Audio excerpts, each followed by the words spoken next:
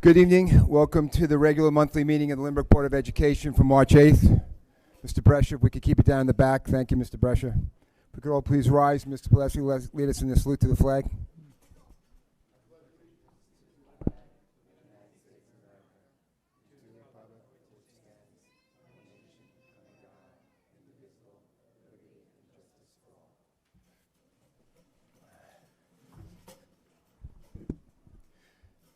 Mrs. Danino is excused this evening. If no one has any comments or changes, may I have a motion to accept the minutes of the February 8th, 2023 regular meeting? Ms. Pileski, second. Mr. Murray, all in favor? Art Garley, Mr. Kunz.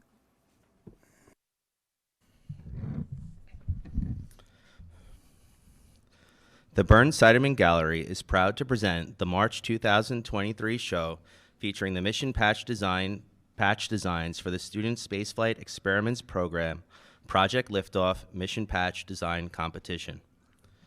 The Student Spaceflight Experiments Program is designed to inspire and engage America's next generation of scientists and engineers, and is accomplished by providing each participating community their own very real space program. This year, Lynbrook is one of 32 schools in the country to be selected for the SSEP Mission 17. Lynbrook has a spot aboard SpaceX Dragon for our student-designed wine-cap mushroom microgravity experiment to see if wine-cap mushroom mycelium grow under the effects of microgravity. To accompany this experiment in space, the Lynbrook Public School students in grades K through 12 were invited to design a mission patch to be sent to the International Space Station with our winning space project. Mission patches have been part of America's space program since the 1960s. They were worn by the astronauts to serve as symbols of the team, an idea, and a reminder of values embedded in space flight culture. Over 200 Lynbrook students from grades K through 12 submitted their designs for this competition. Students were encouraged to create a design that reflected their pride in Lynbrook Public Schools and our participation in the SSEP. In the end, one winning design was selected from both elementary and secondary levels. On display are a sampling of some of the designs submitted, including our elementary finalist on the left wall and our secondary finalist on the right wall. Please take a moment to enjoy the SSEC Mission Patch design entries on display. Thank you. Thank you, Mr. Kunz. Dr. Burak.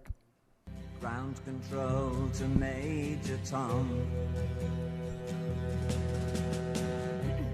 Ground control to Major Tom. So thank you for indulging me all year long with that little preview music there. We've been doing that at every board meeting, and this is the last meeting, and I promised March would be the last meeting. So Mr. Kunz, thank you, the entire art department under Mr. Lentini, again, Mr. Vasaligo, and the entire science department who helped encourage our students to get involved both in the science experiment development stage of this, as well as now the art patch. So Mr. Kunz did an excellent job explaining what this whole thing was about, and he was very kind to just acknowledge that the finalists are on the wall. I get the pleasure of announcing who the finalists are. So we're very pleased. On the elementary level, we have finalists. One from Miss Freehill's kindergarten class. When I say your name, you can stand up. Juliet Magarusa, you can stand up. Oh, look how lovely. You can come closer, because now I can't see you behind the podium. Look at how, oh, with your NASA top. Okay, stay right there. Sophia Valerio from Miss Fitzsimmons' class at West End. Ooh.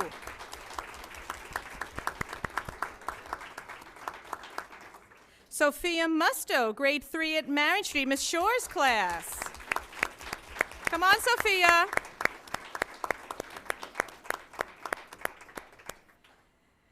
And then our runner-ups are the finalists on the secondary level, and I hope some of them are here. Do we have Dan Cullen?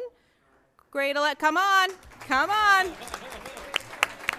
Come on, Dan, next to the ladies. This is going to be a great picture, I can tell. Isabella Garcia, grade 8, from Ms. Schnall's South Middle. Come on. Hannah De Silva from grade 8, Ms. Sariva's class at North. And now, the two patches that will be accompanying the science experiment for the launch in June will be from Miss Ryan's Waverly Park class, Brielle Van Roop.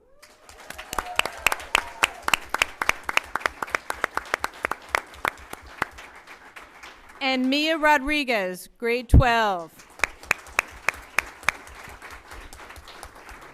Thanks to everyone who participated, and congratulations for your finalists. And all of our finalists are going to get a T-shirt and the picture that we take to go on the website. But the two that have been chosen, your patch will accompany the experiment. And at this point, just if people are following along, the launch is going to take place no sooner than June 9th. But as you know, with launches and air travel, there are delays and whatnot. So we will be watching that very carefully once June comes. So we'll all take a picture. We're going to take a picture by the screen. We're going to stand by the screen.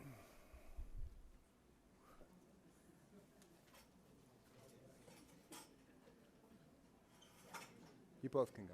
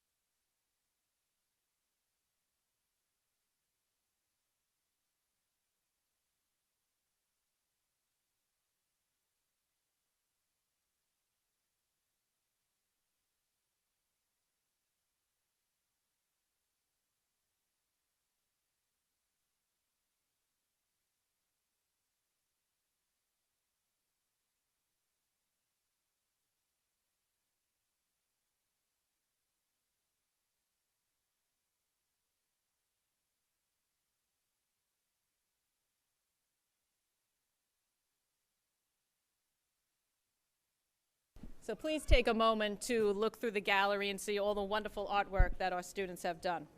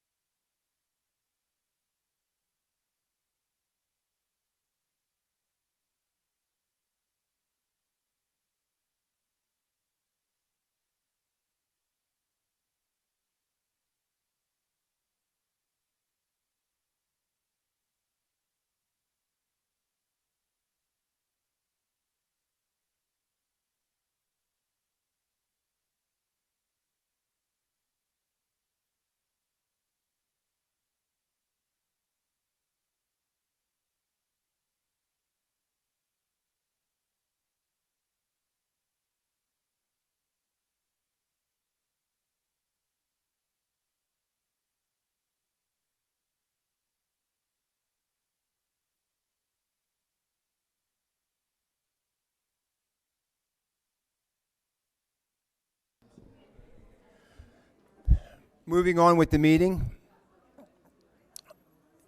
Joel Press, are you here? Where are you, Joel? If you could stand up, please. I'd like to announce our new Assistant Superintendent for Finance, Operations, and Information Systems, Joel Press. Joel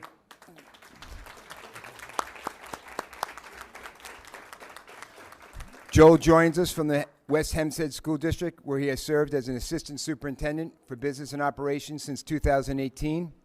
Prior to West Hempstead, he was an Assistant Business Administrator in the North Babylon School District. Welcome to Lynbrook. We look forward to working with you.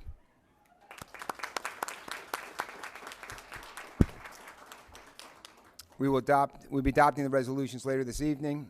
And also, Lisa Americo, are you here? We always make everybody stand up. New hire, accounting clerk in the business office. Welcome.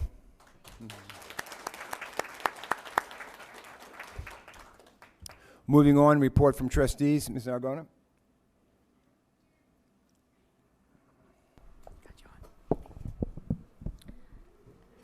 PTA Council would like to invite everyone to their joint council presentation. It's going to be held March 30th at 7 p.m. at the high school. There will be a speaker from Central Nassau Guidance and Counseling. The speaker will be discussing their partnership with the district and what services they offer. There will be a parent question and answer panel at the end. All parents are welcome and invited to come. Thank you, Mrs. Marcus.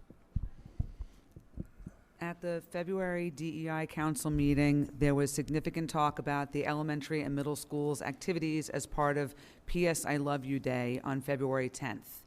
The PS I Love You movement began after West Islip High School sophomore Brooke DePalma lost her father Joseph to suicide. Joseph was a retired NYPD officer who silently battled depression. Although his loss was devastating, Brooke was glad that her parting words to him on her way to school that fateful Friday in February had been, "I love you." And she started the PS I Love You movement to promote messages of kindness, love, and support to help others. Our students participated in PS I Love You Day by wearing purple to bring awareness to the importance of mental health, creating various visual representations of love and kindness, writing positive affirmations to themselves and others, and making announcements regarding the importance of supporting one another. The hope is that by educating students about mental health, it will be easier for them to talk about it, and they will be able to recognize when they or others around them need help.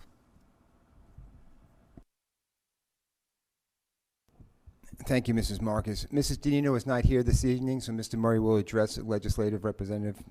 So one question that often comes up from, correspondence is, will the board say this on our behalf? And one of the things that our board belongs to is the New York State and Nassau County Suffolk School Boards Associations, and they sort of lobby on our behalf. And so I just want to share with you some of the legislative priorities that our group that we belong to are pushing for at the federal level and in Albany this year. At the federal level, we're trying to restore the full SALT deduction. So for those of you who know, your state and local taxes that we no longer can deduct, thanks to a tax law of a few years ago, we're trying to get those back for high-cost places like Long Island. To honor the promise of fully funding the cost of IDEA, that's special education costs, which the federal government makes us do, and we're happy to, but they're expensive, and we want the government to pay for them.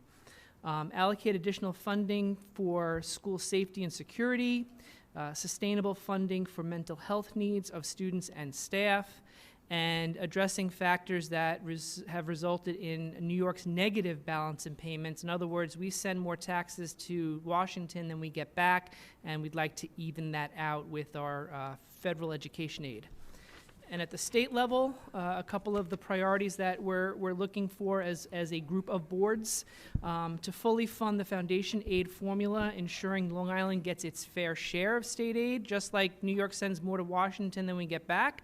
Long Island sends more to Albany than we get back, and we're trying to get that to be more fair.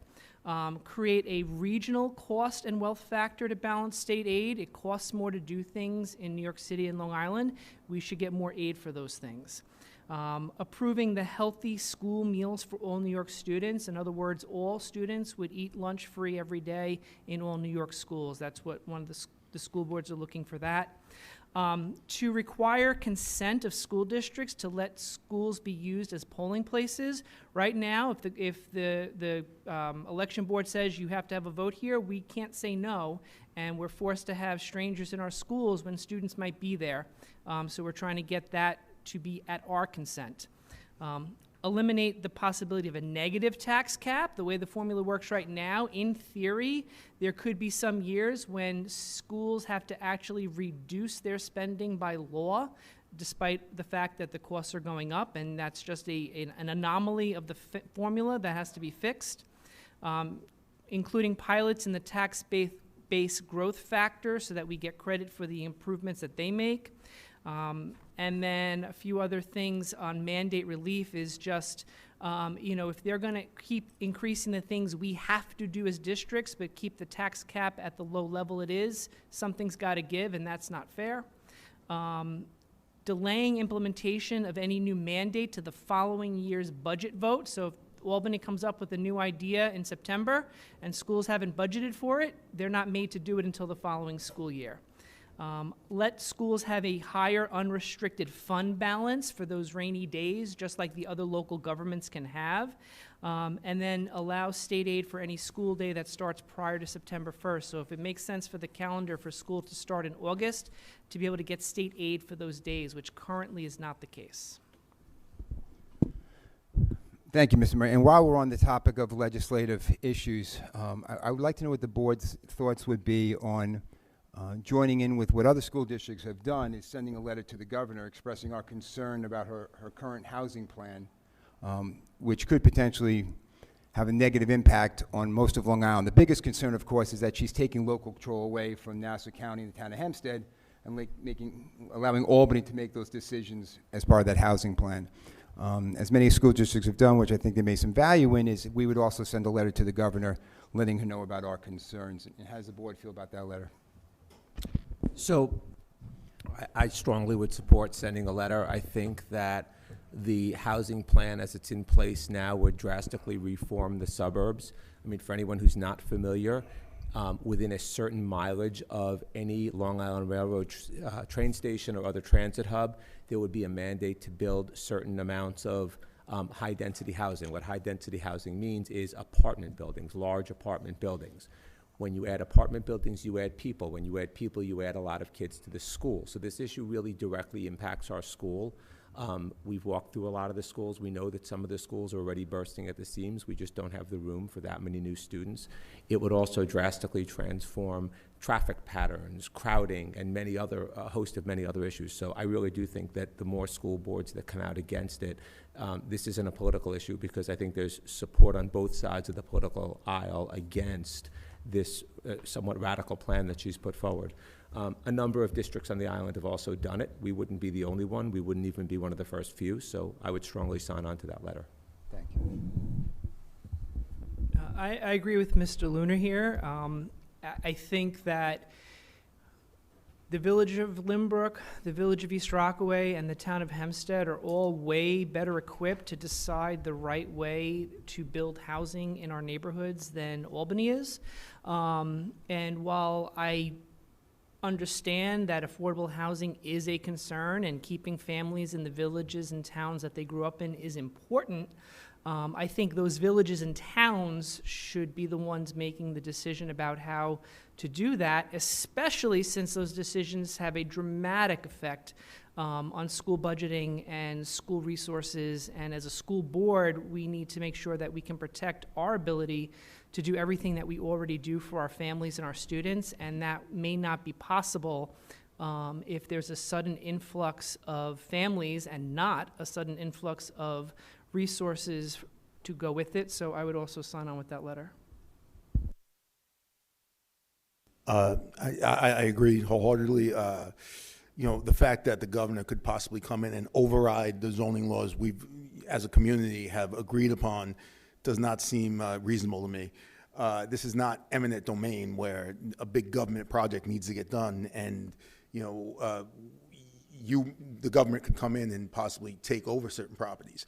This is not something along those lines. This is just them saying, we believe, this particular type of housing should be in your community, and no matter what we feel about the subject. So to me, it would be a reasonable letter to send.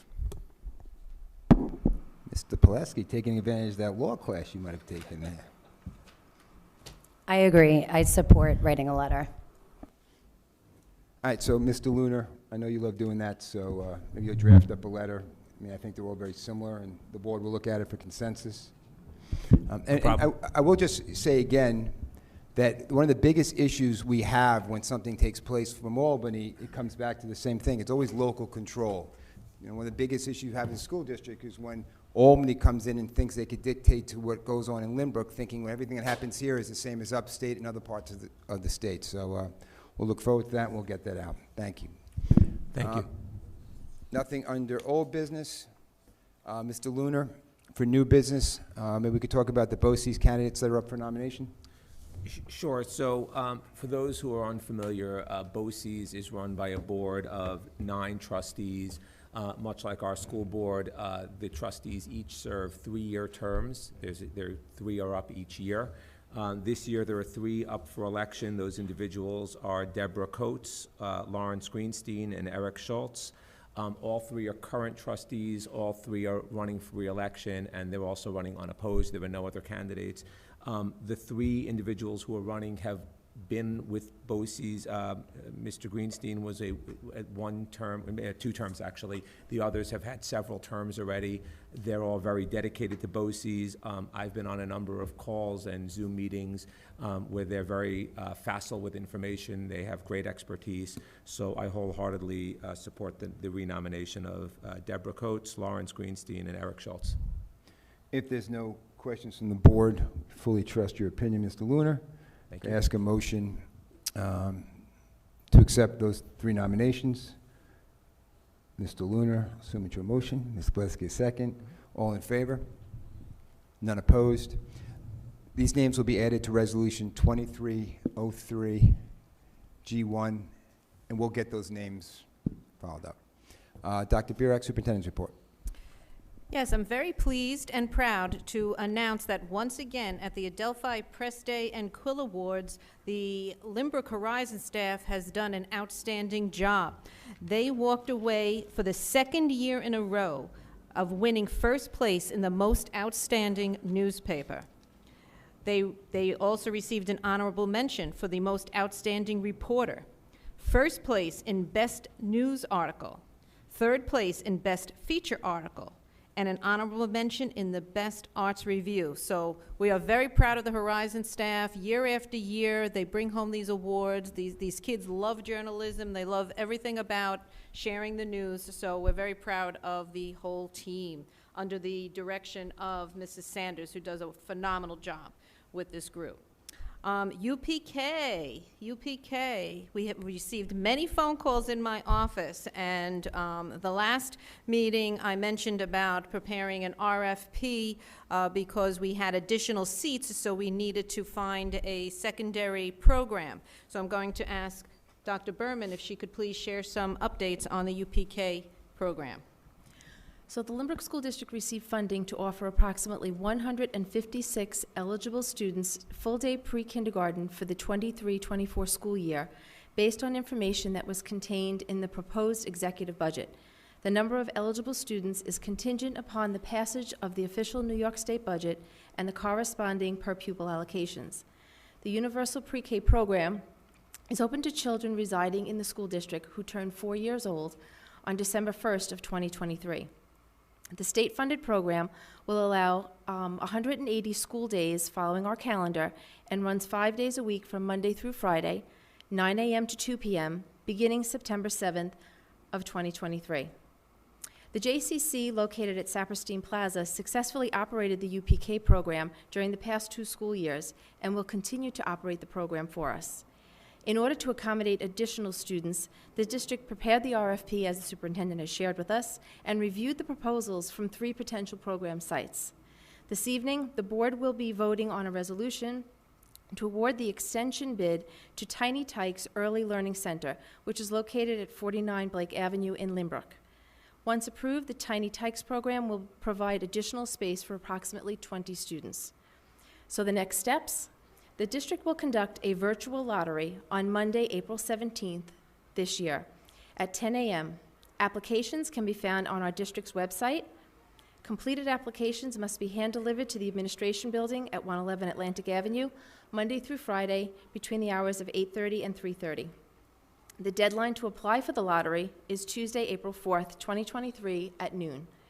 For more information, please visit our school district website for more information. Thank you. Thank you, Dr. Berman. And to use the phrase, you have to be in it to win it. So whether you have made up your mind to perhaps use the programs that we offer at the JCC or now also at Tiny Tykes, you cannot have an opportunity to be chosen for either one of those programs for a universal pre-K program unless you're in the lottery.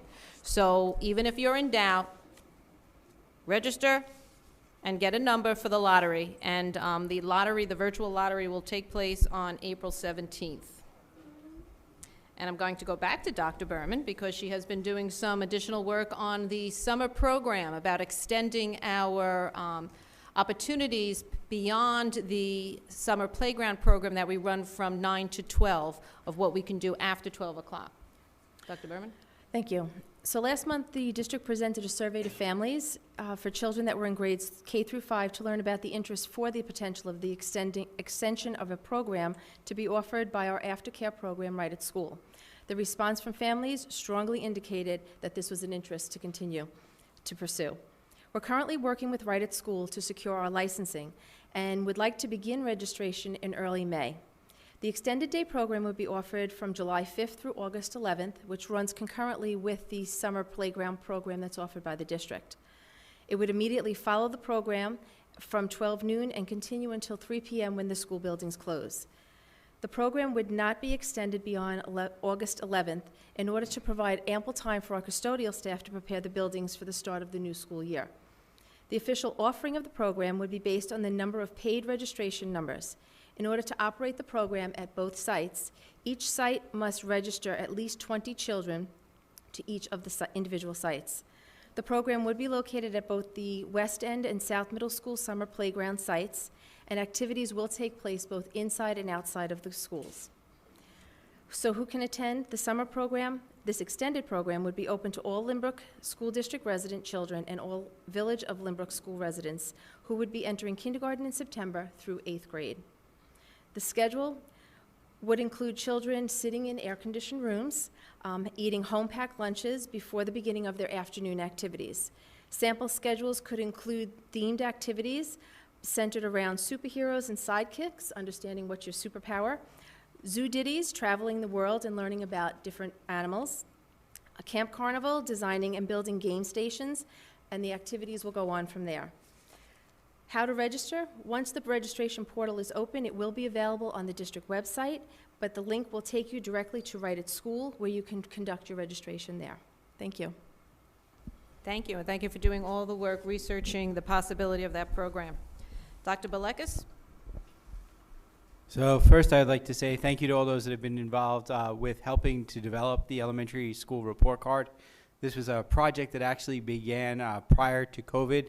The committee reconvened this year and really put a lot of time in and effort to make sure our report card's more robust and a better communicative tool between the school district and the parents. What we will see on this report card, instead of looking like the high school report card where it's really numerical, there's going to be a breakdown of skills for each subject and an opportunity for some free responses. Everything is pretty much at the stage where it's in the hands of the computer department. So Stacy Dewar-Johnson, who is our data person, is right now trying to take the committee's work and put it into PowerSchool.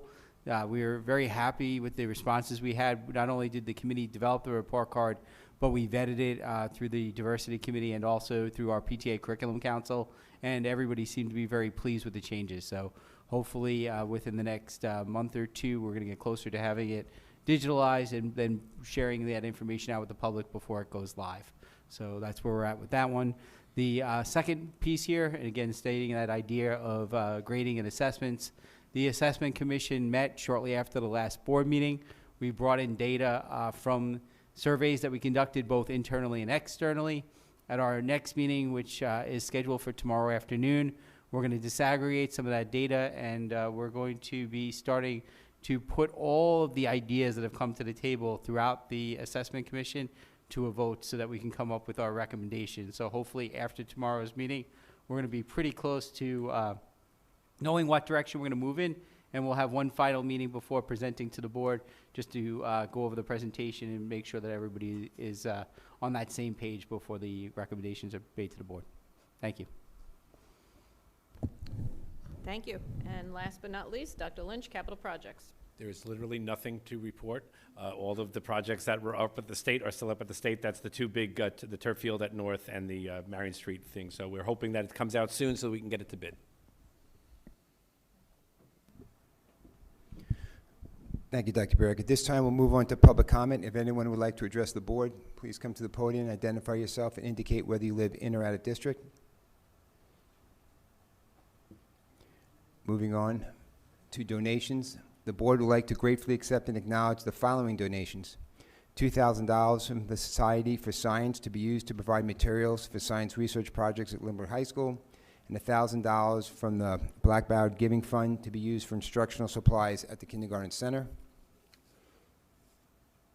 At this time, I'd like to ask for a consent agenda on resolutions 2303C1 through 2303C8, 2303NC1 through 2303NC28, 2303G1 through 2303G35. May I have a motion, please? Mrs. Marcus, second. Mrs. Argona, all in favor? May I have a motion to accept the consent agenda? Mr. Luna, second. Mr. Murray, all in favor? Our next board meeting will be the 18th of April, which is a Tuesday. We will be voting on the BOCES budget, and we will be holding our regular meeting. That closes out our meeting. Everyone get home safe.